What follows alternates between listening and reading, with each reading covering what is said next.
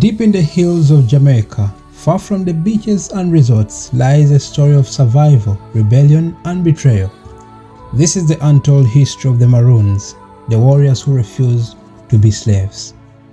The Maroons were enslaved Africans who escaped from Spanish and later British plantations in Jamaica, running into the rugged mountains to live free. But they didn't just run, they fought back so hard. They created their own villages called Maroon towns, hidden in the mountains. They survived off the land and trained like warriors. They knew every inch of the terrain. They became ghosts in the forest, impossible to catch. Now here's where things get so intense.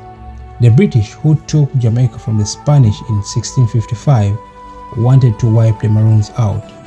But the Maroons didn't back down. For decades, they fought guerrilla warfare against the British Army. They attacked plantations, freed other enslaved people, and disappeared back into the hills.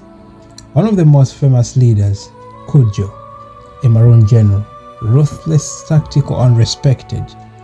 So by 1739, the British said, you know what, that's enough. So what did they do? They signed a peace treaty with Cudjoe, the Maroon general. The Maroons were now officially free people, which sounded like a win, right? Well, here's the twist. That peace treaty came with conditions. The Maroons agreed to stop fighting, but worse, they agreed to return runaway slaves back to the British. Yup, the same system they escaped from, they now had to help maintain. Was it survival or betrayal? This is what happened. So after the treaty, the Maroons were left alone. Mostly, they lived in places like Ashumpong, Moratown, and Charlestown. They kept their culture alive, drumming, language, farming, and independence. But the tension with the rest of Jamaica never fully disappeared. The Maroons weren't enslaved anymore, but many other Africans still were. And when those enslaved people ran, some Maroons were forced to help send them back. In 1795, another conflict broke out, the Second Maroon War.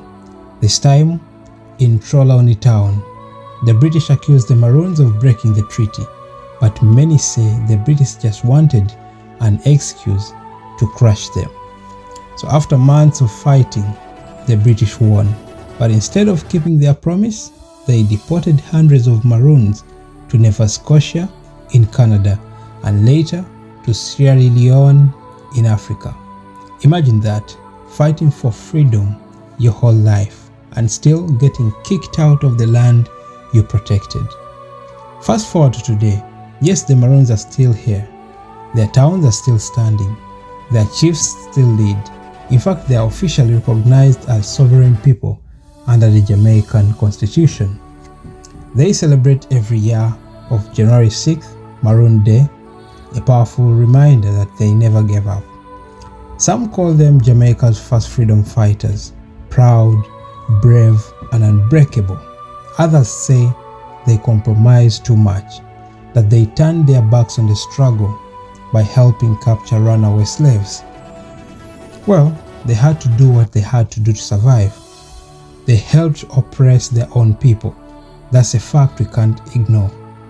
But here's what's real. The Maroons fought for freedom long before slavery ended. They were rebels, survivors, and warriors. But history is messy, and the truth, it doesn't always make people comfortable. So the question is, were the Maroon warriors, heroes, traitors, or just human beings trying to survive? Drop your thoughts in the comments. Let's talk about it.